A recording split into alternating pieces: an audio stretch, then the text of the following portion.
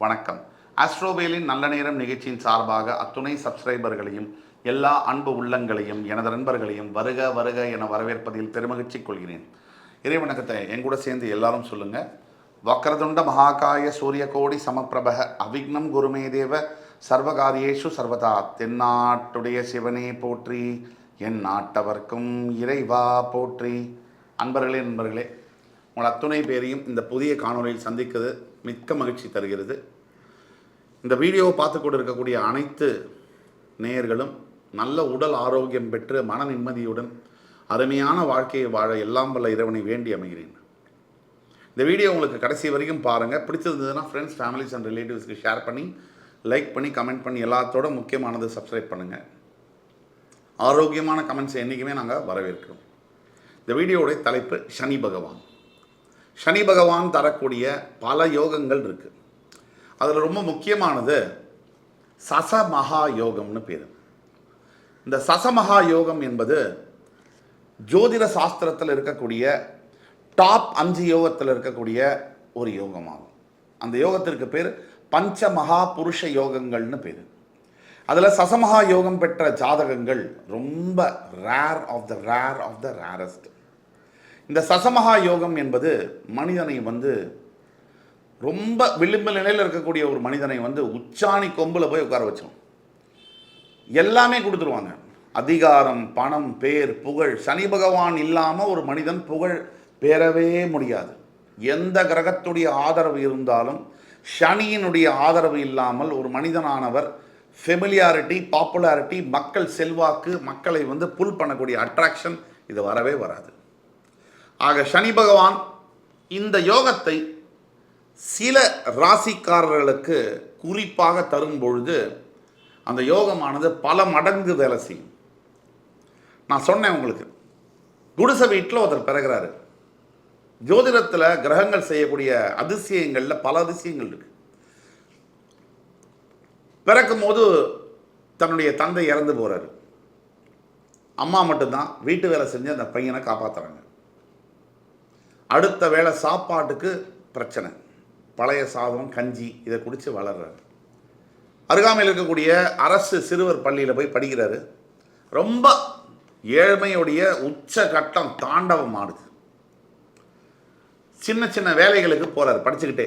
அந்த வேலைகள் எல்லாம் சம்பாதிச்ச காசை கொண்டு வந்து அம்மா கிட்ட கொடுத்து, எந்த ஒரு சின்ன வயசில் ஒரு குழந்தைக்கு என்னென்ன ஆசை இருக்கும், அதை வாங்கி சாப்பிட்ணும், இதை வாங்கி சாப்பிட்ணும், ஃப்ரெண்ட்ஸோட வெளியில் போகணும், இல்லை நல்ல துணிமணி மாட்டிக்கணும், இது எதுவுமே அந்த சிறுவனுக்கு கிடைக்கல.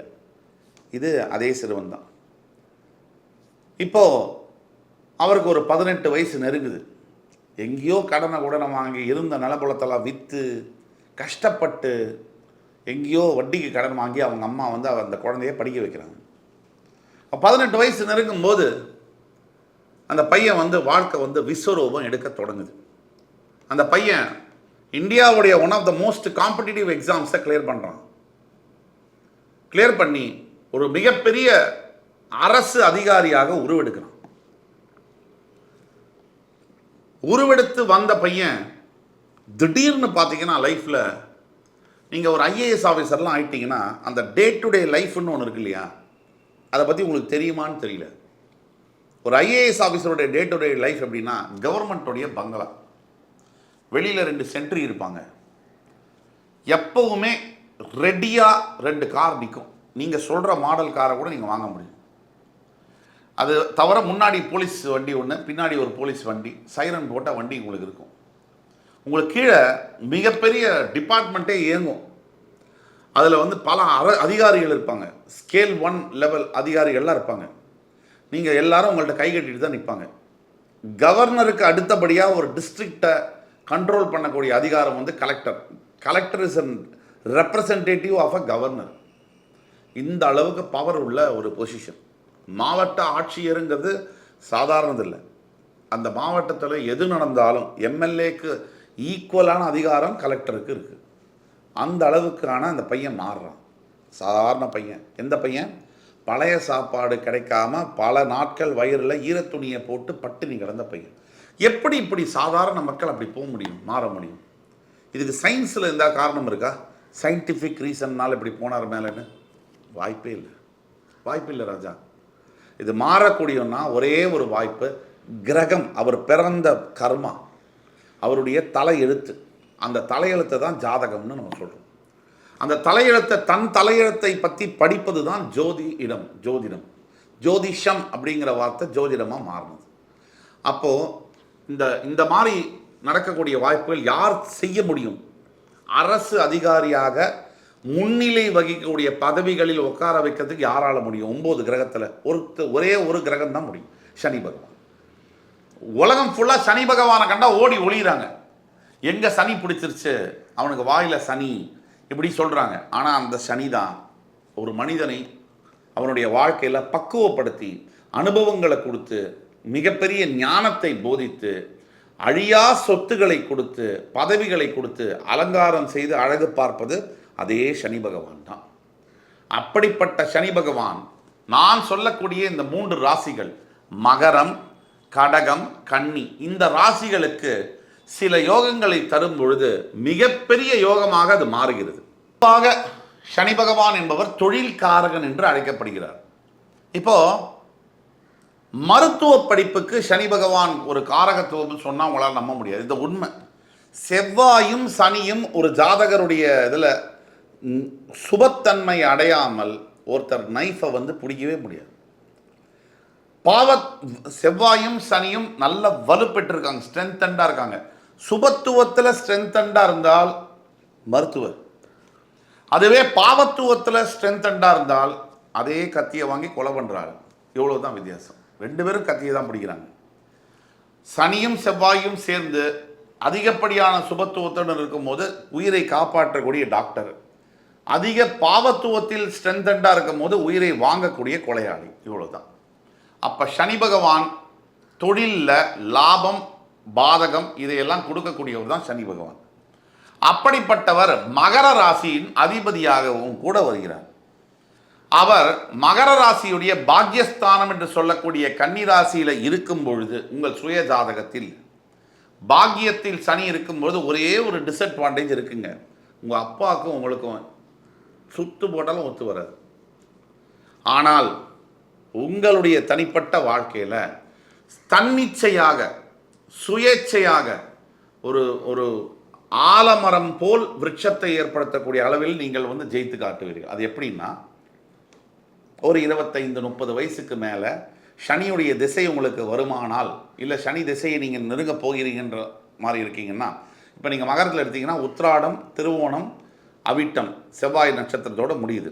அதுக்கப்புறம் சதயம், பூரட்டாதி, உத்தரட்டாதி சனி திசை வரதுக்குள்ளேயும் பல வருஷங்கள் ஆகும். ஒரு 50 வயசில் நீங்கள் சனி திசை உங்களுக்கு வந்தால் கூட சரிங்க. இல்லை நீங்கள் செவ்வாய் நட்சத்திரத்தில் பிறக்கிறீங்க, செவ்வாய் முடிஞ்சு ராகு முடிஞ்சு குரு முடிஞ்சு சனி உங்களுக்கு கிட்டத்தட்ட ஒரு 45 வயசில் வருவார். 55 வயசுலேயே சனி திசை வரட்டும், சக்கப்போடு போடுவார். உங்களுக்கு கன்னி ராசியில் சனி இருந்தாலே மகர ராசி அன்பர்களே, சனி பகவான் உங்களுக்கு மிகப்பெரிய நன்மைகளை செய்ய கடமைப்பட்டவர்.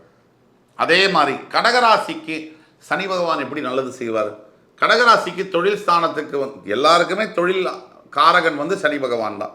கடகராசிக்கு தொழில் ஸ்தானம் மேஷமாச்சே, அதில் எப்படி நல்லது செய்வார் சனி பகவான் அப்படின்னா, சனி பகவான் அந்த மேஷத்தில் தான் நீச்சம் பெறுகிறார். இதுதான் ஒளிந்திருக்கக்கூடிய மர்மம். சனி பகவான் எங்க கடகராசியுடைய தொழில் ஸ்தானத்தில் நீச்சம் பெறுகிறார். சனி முழு பாவ கிரகம் நீச்சமோ வக்ரமோ ரெட்ராகிரேட் ஆகும்போது அவருடைய சுபத்தன்மை, அதாவது பாவத்தன்மையை இழந்து சுயத்தன்மையை இழந்து ரொம்ப நல்லவனாக மாறிவிடுவார். இது கன்னிராசியில் சனி பகவான் இருக்கும்போது அன்கண்டிஷ்னலாக நல்லவராக இருப்பார். அதே மாதிரி மேஷராசியில் கடகராசிக்கு சனி பகவான் மேஷராசியில் இருக்கும்போது தொழில் மிகுதியாக இருக்கும். ஆனால் வக்ரமாக கூடாது. சனி பகவான் வெறும் நீச்சம் மட்டும்தான் ஆகணும். அதே மாதிரி நீங்கள் கன்னிராசி எடுத்தீங்கன்னா, கன்னிராசியை பொறுத்த வரைக்கும் சனி பகவான் பஞ்சமாதிபதி, பூர்வ புண்ணியஸ்தானத்துக்கு அதிபதி. அவர் கன்னிராசியின் 9ஆம் இடம் என்று சொல்லக்கூடிய ரிஷபத்தில் அமர்ந்தாலும் சரி, இல்லை பஞ்சமஸ்தானம் என்று சொல்லக்கூடிய மகரத்தில் அமர்ந்தாலும் சரி, எங்கேயுமே பிடிக்கல, ராசியிலேயே உட்கார்ந்தாலும் கூட சரி, உங்களுக்கு எந்த நிலையிலும் சனி பகவான் நல்லதை மட்டுமே செய்ய கடமைப்பட்டவராகிறார். ஆக பெரும் யோகம் தொழில் மூலியமாக. எந்தெந்த தொழில்? சனி பகவானுடைய காரகத்துவத்தில் சில தொழில்கள்லாம் வருது. அது எந்தெந்த தொழில்? விவசாயம் நம்பர் 1. விவசாயம்னாலே அங்கே சனி வந்துடுவார். பயிர், பூமிக்குள்ள சம்பந்தம் சனி வந்தாச்சு. அப்போ அதுக்கு அடுத்தபடியாக ரியல் எஸ்டேட் தொழில், அதுவும் பூமி தானே. ரியல் எஸ்டேட் தொழில்னால் சனி வந்துடுவார். அதே மாதிரி சனி பகவான் டாக்டர் தொழில், மருத்துவ தொழில் இருக்கீங்கன்னா சனி உங்களுக்கு வந்துடுவார். சனி நல்லா இல்லாமல் நீங்கள் டாக்டர் சர்டிஃபிகேட் வாங்கவே முடியாது. அதே மாதிரி ஹோட்டல் தொழில், உணவு எங்கிருந்து வருது? விவசாயத்திலிருந்து தானே வருது. அதுக்கும் சனி தான் காரகத்துவம். ஹோட்டல் தொழில் சனி. ஹோல்சேல் டீலர்ஷிப், குத்தகை மொத்தமாக எடுத்து வாங்கி விற்கிறது, அது சனியுடைய காரகத்துவம். இந்த வாஷிங் லிக்விட் விற்கிறது, இந்த சமுதாயத்தில் கொஞ்சம் லேபர் ஜாப்ஸுங்கிறதெல்லாம் கான்ட்ராக்டாக எடுத்து செய்யுது, இல்லை லேபரர்ஸை சப்ளை பண்ணுறது, இது எல்லாமே சனி பகவானுடைய காரகத்துவம். இந்த எந்த தொழிலில் நான் சொல்லக்கூடிய அரசியல், மக்கள் அப்படின்னா சனி பகவான், மக்கள் செல்வாக்குனா சனி பகவான். இந்த அரசியல் துறை எது இருந்தாலும் சனியுடைய ஆதரவு இல்லாமல் முடியாது. நான் சொல்லக்கூடிய எந்த தொழிலாக இருந்தாலும் சனி பகவானுடைய ஆதரவு பெற்று நீங்கள் வரும்பொழுது அந்த தொழில் என்பது, லாபம் என்பது பல மடங்காக விஸ்தரிக்கும் என்று கூறி இந்த இதில் டவுட்டே வேண்டாம். கண்டிப்பாக நான் சொல்லக்கூடிய மகரம், கடகம், கன்னி ராசிகளுக்கு உங்களுக்கு தனியாக உங்கள் ஜாதகத்தில் ஏதாவது சந்தேகம் இருக்கும்னா கீழே கொடுக்கப்பட்டுள்ள வாட்ஸ்அப் நம்பரில் எங்களை காண்டாக்ட் பண்ணி பேசுங்க. நாங்கள் உங்களுக்கு கன்சல்டேஷன் பண்ணி ப்ரிடிக்ஷன்ஸ் ரொம்ப துல்லியமாக சொல்லுவோம்.